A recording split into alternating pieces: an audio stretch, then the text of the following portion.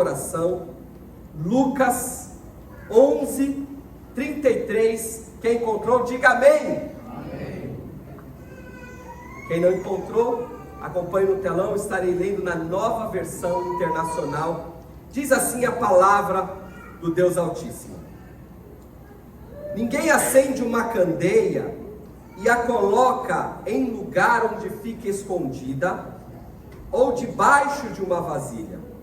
Ao contrário, coloca no lugar apropriado, para que os que entram possam ver a luz. Os olhos são a candeia do corpo. Quando os olhos forem bons, igualmente todo o seu corpo estará cheio de luz. Mas quando forem maus, igualmente o seu corpo estará cheio de trevas. Portanto, cuidado para que a luz que está em seu interior não sejam trevas.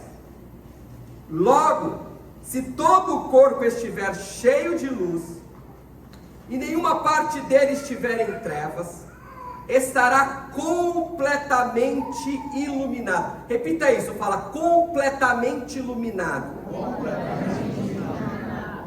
Como quando a luz de uma candeia brilha sobre você. Você pode dizer amém? Amém. Louvado seja o nome do Senhor. Vocês estão me ouvindo bem? Sim. Precisa aumentar um pouquinho? Não? Não. Tá bom?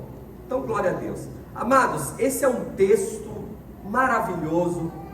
Na terça-feira, enquanto eu li as Escrituras Sagradas, e toda terça-feira eu saio daqui do culto no domingo, na segunda a gente acerta algumas coisas ministerialmente falando, e na terça é o dia que eu me dedico para leitura da palavra de Deus e para a oração, buscando de Deus o que vou trazer no domingo aqui. Na terça-feira, enquanto eu lia o Evangelho, esta passagem bíblica saltou aos meus olhos.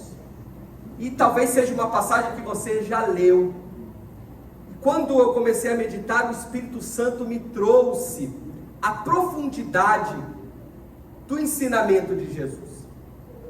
Estas são palavras de Jesus que nos trazem ensinamentos profundos, maravilhosos, eternos.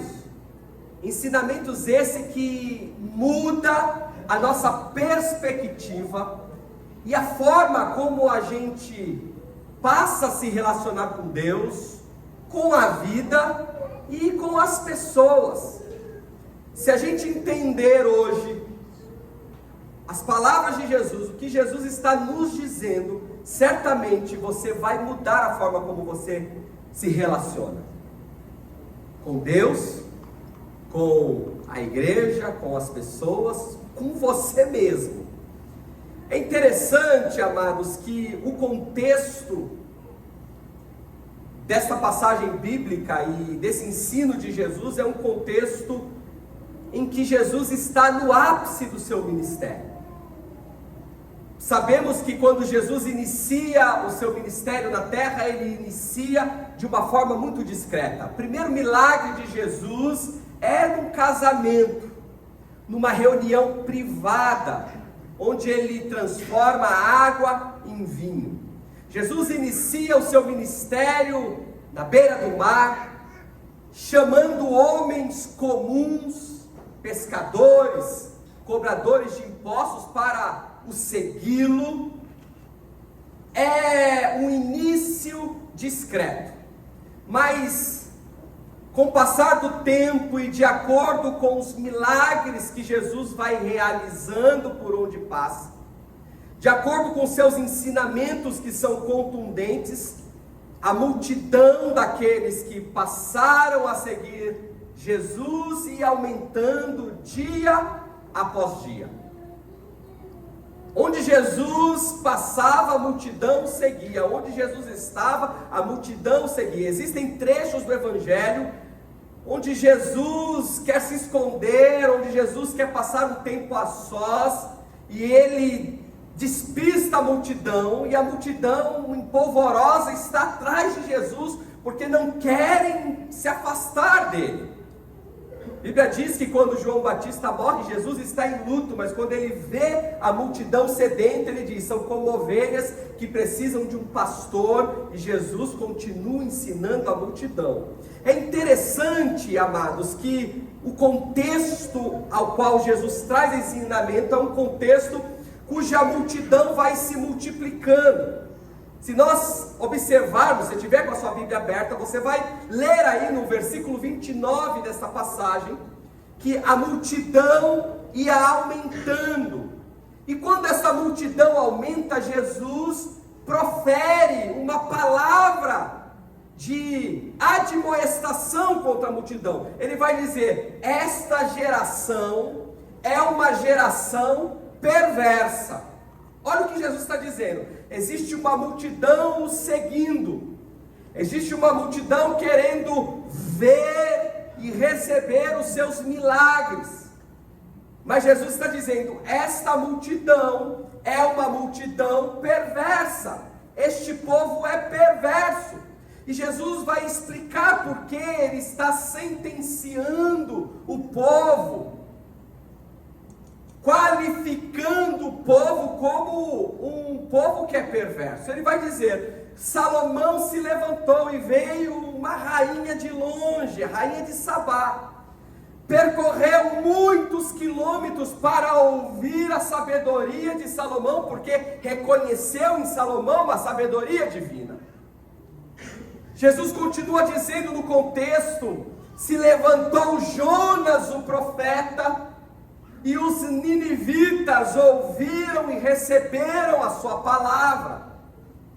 E Jesus termina dizendo: eu sou maior que Salomão, eu sou maior que Jonas. Contudo, a multidão ainda não entendeu quem eu sou. Esta é uma reflexão, queridos, que até os dias de hoje nós devemos fazer.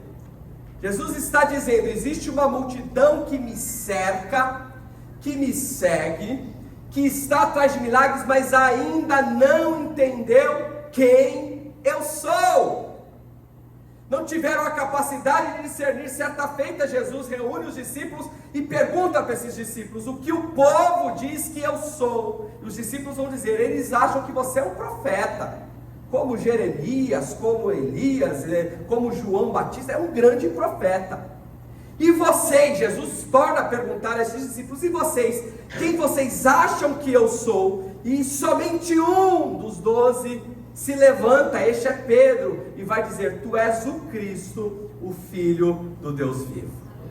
Queridos, o que Jesus está dizendo é que, apesar de muitas vezes seguirmos Jesus, apesar de muitas vezes participarmos de um culto como esse, até cantarmos canções que falam de Jesus, existe uma dificuldade de entender e discernir quem é Jesus. E deixa eu te falar, Jesus é o Cristo, o Filho do Deus vivo.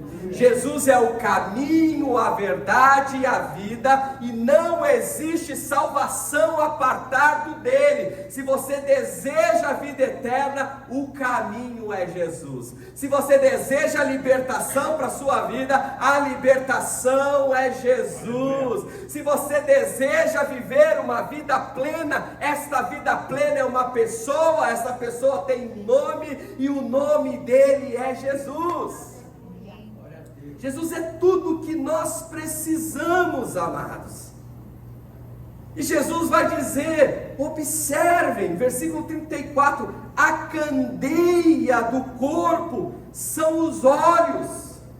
Isto é, a forma como nós enxergamos a Deus. Esse é o ensinamento de Jesus. A forma como nós enxergamos a Deus. A forma como nós enxergamos a vida e os relacionamentos determinam a condição do nosso interior. Olha que coisa incrível. Não é o que vê, é o que vê, como vê, aliás. Não é o que nós estamos vendo, mas como nós estamos vendo. Observem, todos estavam vendo Jesus, mas nem todos acreditavam que Jesus era o Cristo, o Messias. Alguém vai dizer: esse é só mais um agitador. Estão na presença de Jesus, estão dizendo: este é só mais um agitador, este é mais um religioso, este é um criminoso, está infringindo a lei de Moisés. Tanto que Jesus foi crucificado numa cruz que era destinada ao quê? A criminosos. Alguém vai dizer: Jesus é alguém que tem uma unção de cura, é um profeta, mas poucos conseguem discernir. Então, o fato, o segredo, amados, do ensinamento de Jesus aqui é a forma como nós estamos enxergando Deus primeiro, o relacionamento com Deus, a forma como você está enxergando a vida. Isto vai determinar a condição do seu coração e do seu interior. Amém? Se a luz que deveria iluminar você estiver escura, tudo estará em trevas. A forma como você vê determina se você vai ser iluminado ou vai andar em trevas. Este é o ensinamento de Jesus. Se não, vejamos, olha o que Jesus vai dizer no versículo 34: os olhos são a candeia do corpo. Quando os olhos forem bons, o que é olhos bons? Quando a forma como você vê as coisas, se for uma forma boa, qual é o resultado? Igualmente, todo o seu corpo estará cheio de luz. E aí Jesus continua: mas quando forem maus, os seus olhos forem maus, ou a forma como você vê a vida, a forma como você vê Deus, a forma como você vê o seu relacionamento, se for mal, igualmente o seu corpo estará cheio de trevas. Então a pergunta do tema da mensagem hoje é: o que você está vendo? Quando você olha para o seu casamento, o que você vê? Quando você olha para os seus filhos, o que você vê? Quando você olha para a sua família, para a sua igreja, quando você olha para Deus, quando você dobra os joelhos para conversar com o Senhor, o que você vê? Depende dessa leitura e desse olhar. Isso dependerá a nossa vida, amados.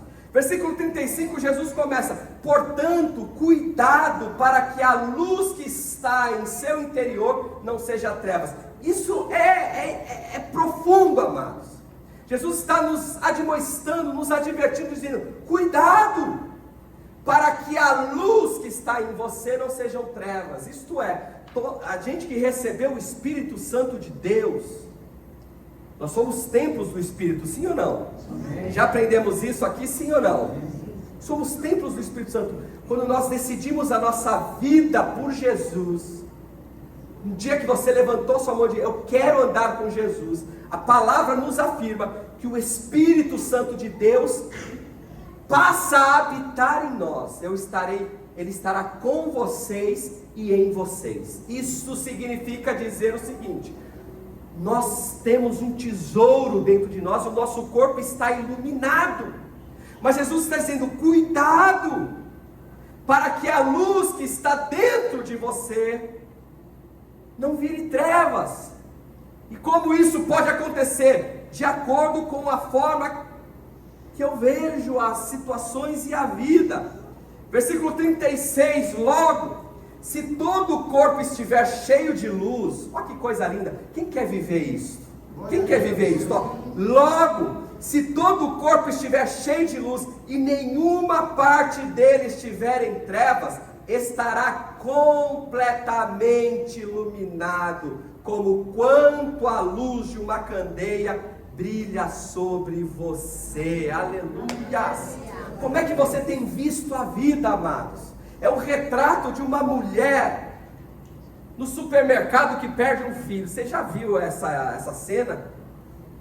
Mulher, uma mãe está vendo lá, daqui a pouco ela olha: cadê meu filho? Meu Deus do céu, cadê meu filho? A criança é uma bênção, né? Eles vão se distraindo: cadê meu filho? E aí vira aquele desespero: cadê meu filho? Imagina essa cena, amados.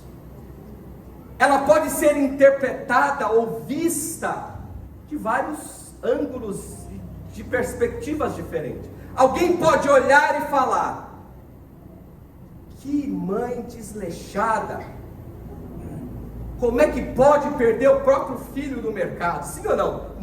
Alguém não pode olhar e falar exatamente isso? Criança pequena tem que tomar cuidado, ela não está lendo os noticiários, não está vendo o problema. Essa mãe merece, tem que chamar o conselho tutelar para ela. Que é isso? Agora alguém pode olhar para esta mesma situação e dizer: meu Deus, tem misericórdia dessa mãe, ela distraiu um segundo, a criança sumiu. Olha o desespero dessa mãe, tem misericórdia. Agora, na perspectiva do filho que some, aí ele dá conta: cadê minha mãe? Alguém pode dizer: bem feito, tinha que ficar junto com a mãe, agora tem que sofrer mesmo, né? Deixa passar o perrengue aí. Alguém pode dizer: coitada dessa criança, gente, tá começando a chorar, vamos achar a mãe, gente, perdeu a mãe aqui. Então, a forma como nós olhamos muda quem nós somos. Amém? Deixa eu te falar uma coisa: Jesus quer mudar o teu interior, meu querido. Jesus nos chamou, Jesus é Ele que vai dizer: vós sois a luz do mundo. E para ser luz, nós temos que buscar a Deus para que Ele transforme a forma como nós vemos a vida. Ei, você é luz dentro da tua casa. Como é que você vê seus relacionamentos dentro da tua casa? Você é luz para esta igreja. Como é que você se relaciona entre os irmãos?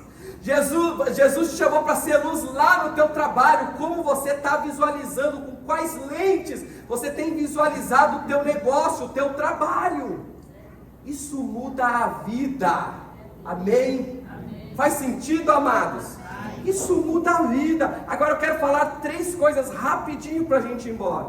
Primeiro, o nosso chamado para a santificação, para que a nossa vida seja totalmente iluminada, passa por 3 coisas, 3 áreas. Primeiro, o que permitimos que entre. Primeira coisa, o que estamos permitindo que entre. Segunda, o que nós deixamos crescer dentro de nós. E terceiro, o que escolhemos refletir ao mundo. Então, primeiro ponto, o que permitimos entrar, eu quero te dizer: nós precisamos guardar os nossos olhos para cultivar uma visão pura. Você pode repetir isso? Diga assim: eu preciso guardar os meus olhos para cultivar uma visão pura. Versículo 34 que nós lemos, Jesus vai dizer: se os teus olhos forem bons, todo o teu corpo estará como? Cheio de luz. Se os olhos forem bons, o corpo estará cheio de luz. Essa transformação começa no olhar. Como estamos vendo a vida, na perspectiva qual estamos vendo a vida. Os olhos aqui nesse texto representa o discernimento. Quais são o foco daquilo que a gente está olhando? Os valores, quais são as prioridades. Agora vamos para a prática, amados. Então, pastor, se eu tenho que guardar a minha visão, se eu tenho que tomar cuidado com o que eu estou vendo, para que o meu interior se mantenha puro, para que eu irradie a luz de Cristo, o que eu preciso fazer? Primeiro, filtre as suas influências. Esse é o primeiro ponto. O ambiente molda caráter.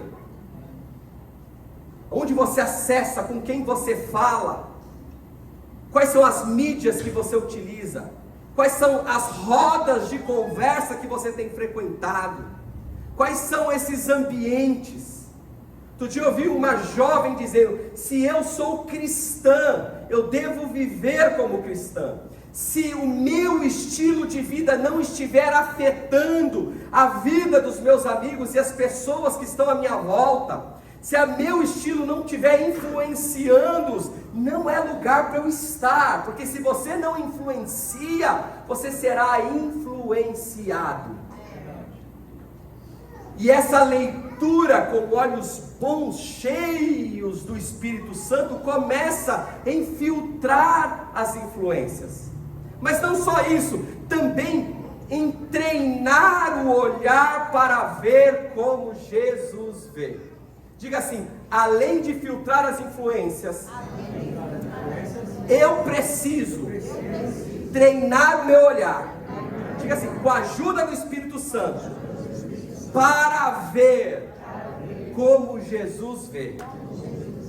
Essa pergunta é maravilhosa quando a gente fala: e se fosse Jesus vendo isso? O que ele pensaria? O que ele faria?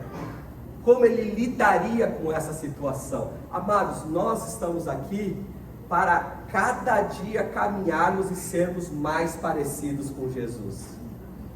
Se tem uma oração que eu faço, amados, com muita frequência eu faço essa oração: Senhor, não permita que nós, enquanto igreja, sejamos mais um bando de religiosos. Irmãos, se você puder orar isso: Senhor, não permita que eu me torne um religioso da fé. Qual a sua religião? Eu sou evangélico, eu sou cristão. E a gente coloca a Bíblia debaixo do braço e nos sentimos, só o fato de estar com a Bíblia, nos sentimos melhores do que alguém. Eu lembro no passado, eu vim de uma igreja que tinha muito uso e costumes, a forma como se vestir, a forma como o homem tem que usar gravata, a mulher tem que usar saia e tal. E eu cansei de ouvir, eu era adolescente ainda, mas eu cansei de ouvir as irmãs ali discutindo e tal, falando: mas a língua daquela irmã é maior do que a saia dela. Aí eu era criança ainda, isso daí não sai. A língua é maior do que a saia. Irmão, eu já vi pessoas descendo do púlpito que estavam sem gravata. Você vai pregar aqui na igreja hoje, está sem gravata? Não vai pregar. E alguém falava: será que é a gravata que prega? Eu já ouvi isso. A grande realidade, porque eu trouxe esses exemplos, porque não adianta servir a Deus numa prática religiosa se os nossos olhos não forem bons. Porque é o próprio Cristo que está dizendo: se os seus olhos forem maus, você pode ser um religioso top das galáxias, você estará cheio de trevas. Se o seu olhar não for de compaixão, se o seu olhar não for de misericórdia, se você não exalar amor por onde você anda, não vale de nada a sua pregação, não vale de nada a sua vinda para a igreja, porque você estará cheio de trevas no seu interior. Este é um ensinamento de Jesus. Então eu preciso entender e fazer uma pergunta: o que Jesus faria nessa situação? Todo cristão, amados, deve fazer essa pergunta diariamente. Nesta situação, o que Jesus faria? Nesta situação, o que ele falaria? Deixa eu te falar, sabe quem é Jesus? Jesus é aquele que, quando uma mulher foi pega em adultério e os homens estavam ali com as pedras na mão para apedrejá-la, Jesus olha para aqueles homens e vai dizer: quem não tiver pecado, que atire a primeira pedra. Foi isso que Jesus fez. Os religiosos estavam com as pedras na mão, e quando eles foram largando as suas pedras, indo embora, Jesus olha para aquela mulher e diz: mulher, nem eu te condeno, vai, não peques mais. Jesus foi recebido numa outra ocasião por um fariseu, um doutor da lei, um cara top da época, e veio uma mulher sem nome. Ela tinha um apelido, mulher pecadora, mas ela vem com um vaso de alabastro, e por trás de Jesus começa a perfumar os seus pés, molhar os pés com as suas lágrimas, enxugar com os cabelos. O religioso só via ali uma mulher pecadora, porque ele pensava que se Jesus soubesse quem é essa que o toca, jamais ele permitiria. Mas Jesus olha para aquela mulher e tem misericórdia dela e diz: vai, seus pecados estão perdoados. Aleluia. Este é Jesus de Nazaré, que chama Pedro um pescador comum. Ninguém vê nada em Pedro, não tem nenhuma habilidade extraordinária, mas quando Jesus olha para Pedro, ele vai dizer: eu te farei pescador de homens, a sua vida será transformada. Jesus é esse, quando ninguém dá valor, ele valoriza. Jesus é esse que chama o caído, levanta o caído, dá força ao cansado. Jesus é esse Deus, e se ele é assim, nós também temos que ser. Aleluia. Quantas pessoas caídas você já levantou esse ano? Quantas pessoas você deu um abraço, emprestou o ombro, conversou? Como você se relaciona? Como está dentro da tua casa, amados? Pastor, a minha casa está cheia de trevas.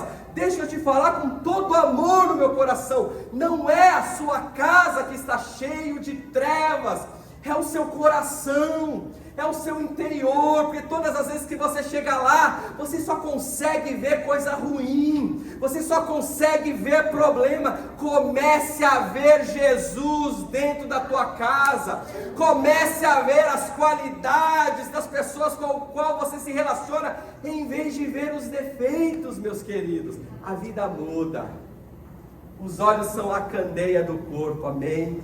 A forma como você vê muda o seu interior. Repita isso de cá. A forma como eu vejo tem potencial de mudar o meu interior. Com isso, amados, quando nós começamos a ver como Jesus, nós escolhemos enxergar graça, verdade, não maldade e acusação. Escolha ver verdade, graça, em vez de maldade e acusação. Amém? Em Jó 31, versículo 1, Jó vai dizer: eu fiz um acordo com os meus olhos. Então, em nome de Jesus, você hoje faça um acordo com os seus olhos. Quando vier uma maldade no seu coração, comece a olhar em outras perspectivas. Olhos, eu faço um acordo com você hoje. Eu quero ver as coisas boas e belas da vida. Eu quero ver diferente. Eu quero olhar para as pessoas de uma maneira diferente. Eu quero valorizá-las. Eu quero ser um instrumento de Deus. E quanto mais a gente treina isso, mais seremos usados por Deus. Porque a luz de dentro de nós brilhará e irradiará para fora. As pessoas vão ver Jesus em você. Essa é a ideia de estarmos aqui, amados. É que as pessoas possam ver Jesus em você, em nós. Senão não faz sentido, senão nós nos tornamos religiosos, se a nossa prática lá fora continua sendo a mesma daquela de antes de conhecer Jesus. Se nós passamos a conhecer Jesus, aleluia, tudo muda. Aleluia. Todas as pessoas, amados, Gênesis, Apocalipse, me mostra um que se relacionou com Deus, que não teve a sua história mudada. Me mostra um que se relacionou verdadeiramente com Deus e que não foi agente de milagre para pessoas, para sua casa, para gerações. Olha, Abraão se relacionou com Deus e olha a promessa que ele recebeu: bendita serão todas as nações em ti. Que coisa linda! Será que você pode dizer nessa noite? Levante que eu quero profetizar: bendita seja a sua descendência em você, em nome de Jesus. Bendito sejam os teus filhos, tuas filhas, teus netos, seus bisnetos. Que o seu legado se perpetue, mesmo depois de você não estiver aqui mais neste mundo, e até a volta de Cristo, a bênção que o Senhor derrama sobre você possa ser vivida continuamente, de geração em geração. Aleluia, que coisa linda é isso, amados. Louvado seja o nome do Senhor. Segundo, o primeiro é: cuide dos olhos para cultivar uma visão pura. Segundo, cuide do coração para responder com maturidade. Isto é, o que nós estamos deixando crescer dentro de nós. Jesus continua dizendo, se os olhos forem maus, como que vira o interior? Trevas. Então, o que nós deixamos crescer dentro do nosso coração? Amados, o nosso interior é uma terra fértil. É uma terra fértil. O que nós permitimos que cresça, vai crescer. Muitas vezes, o problema não é o que vemos, mas o que carregamos por dentro e projetamos sobre o que vemos. Os olhos maus, muitas vezes, sabe o que é? Fruto de mágoas não tratadas. Hoje é mais um ensino do que uma pregação, amém?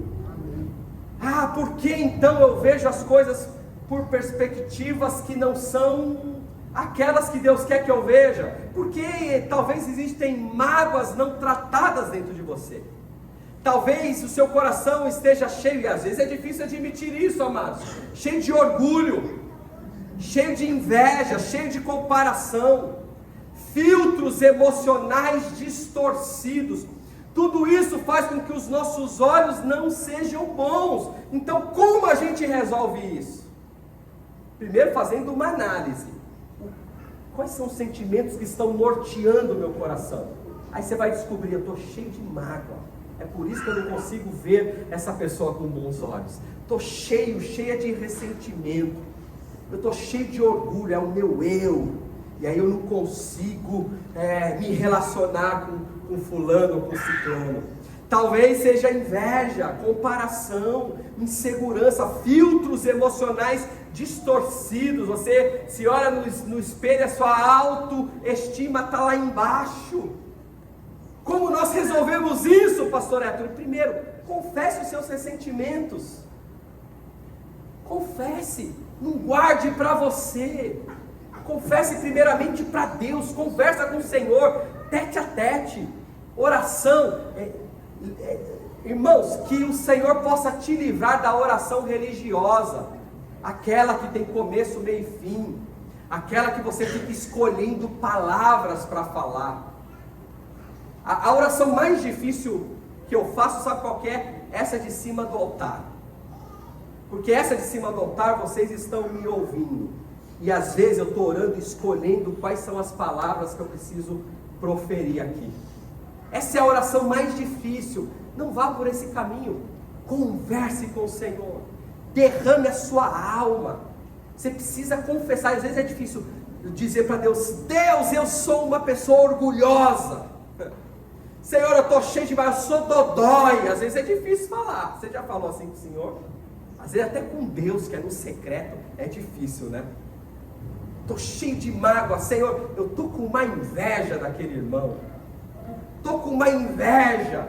Mas confesse, fale, meu querido. Não tenha vergonha do Senhor, não. Se tiver alguém espiritual do seu lado, uma pessoa que você possa confiar, uma mulher de Deus, um homem de Deus, confesse, meu coração está cheio de coisa ruim. Esse é o primeiro passo. Tratar as feridas na presença de Deus.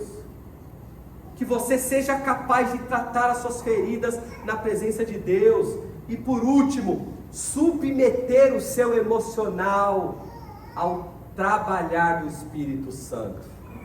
Queridos, é inevitável que o Senhor trabalhe em nós. Quando a gente reconhece e a gente fala: Senhor, eu submeto todo o meu emocional a Ti, ao Teu Espírito, trabalho. Olha o que Provérbios 4:23 vai dizer: sobre tudo que se deve guardar, guarda o coração. Não existe transformação sem uma cura interior.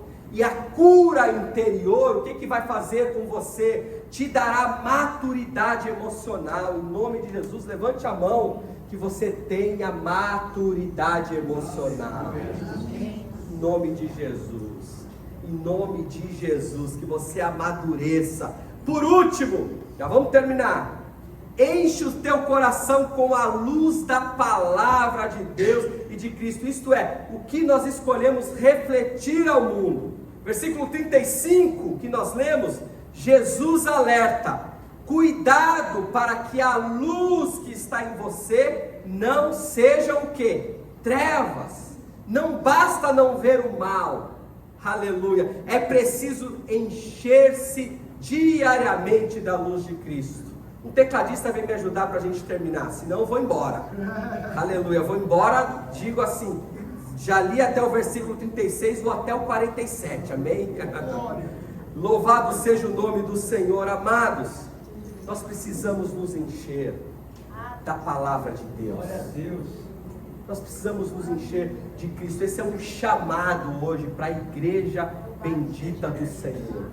Você não pode, meu querido, viver de culto em culto, de domingo em domingo. Você vem, se enche, ouve uma palavra e sai daqui refletindo. Você louva os louvores, você se emociona. É uma bênção gloriosa. E aí chega segunda-feira, você está cheio, terça também. Na quarta-feira você começa a se esvaziar. Você precisa primeiro uma vida devocional prática. Pastor, o que é vida devocional? É você todo dia, no seu horário, bate-horário, no seu lugar, abrir a Bíblia. 10 minutos, amados. Leia um capítulo, tente entender esse capítulo. Ore ao Senhor. Cada dia você coloca um propósito diante do Senhor. Faça uma oração, uma vida devocional. Se for possível, no primeiro horário do dia, você levanta, já faz isso. Eu normalmente levanto, coloco a água do café para esquentar, passo o cafezinho coado de manhã, pego a minha xícara e vou para a minha mesa abrir a Bíblia, meditar na palavra do Senhor, orar. Isso muda o meu dia, amados. Então, vida devocional. Segundo, como é que eu faço para me encher de luz? Comunhão. O que é comunhão? Vida na igreja, discipulado. Ei, deixa eu te falar, todas as quintas-feiras a gente tem o mover em casa. Glória a Deus. Aleluia. O Laércio tem frequentado. Como é que é lá, Laércio? Uma bênção. Glória a Deus. Aleluia. Amados, mover em casa é nosso pequeno grupo que se reúne todas as quintas-feiras. Tem sido incrível. Hoje eu cheguei, domingo, nós tivemos quinta-feira, eu cheguei, conversei com a nossa irmã Eliana, tá na recepção hoje. E ela falou: pastor, deixa eu te falar uma coisa. Aquilo que nós vivemos no MEC na quinta-feira, até agora eu estou pensando nisso. Como o Senhor me edificou. Eu falei, é mesmo. E ela começou a encher os olhos de lágrimas. Não parei de pensar no testemunho da nossa irmã. Foi uma bênção, isso me edificou demais. Tratou umas feridas emocionais que eu tinha. Começou a falar, eu falei, glória a Deus. Então ela foi transformada, vida e igreja. E eu quero desafiar, irmão. Nós temos, olha o tamanho dessa igreja. Nós temos um MEC, um endereço só. Um endereço só. Eu quero desafiar você a abrir a sua casa, para a gente se reunir com mais grupo, porque normalmente está sendo lá em casa. Se todos vocês decidirem ir para o MEC quinta-feira, a gente vai ter que vir aqui para a igreja, porque eu não vou conseguir receber todos vocês, porque o espaço físico é pequeno. Mas imagina se nós tivéssemos 2, 3, um lá, um aqui na chácara, um outro no outro endereço. Que coisa maravilhosa. Vida em igreja, discipulado. Então, o primeiro desafio que eu te faço: comece a pensar em frequentar o MEC. Segundo desafio que eu faço: se você tem condições de abrir a sua casa, abra para receber a igreja. O pastor Roberto falou aqui sobre a arca que chegou ali na casa de Obed-Edom e foi abençoada. Sua casa foi abençoada. Eu confesso que todas as vezes que a igreja chega lá em casa, normalmente a gente está em 15 pessoas, 16, 20 no máximo. Quando a igreja chega, amados, na quinta-feira lá em casa, é como se a arca do Senhor estivesse chegando também. A presença do Senhor, e nós temos sido amplamente abençoados. E por último, obediência progressiva. A luz cresce com a prática, não só com a sabedoria. Amém, meus queridos? Coloque de pé.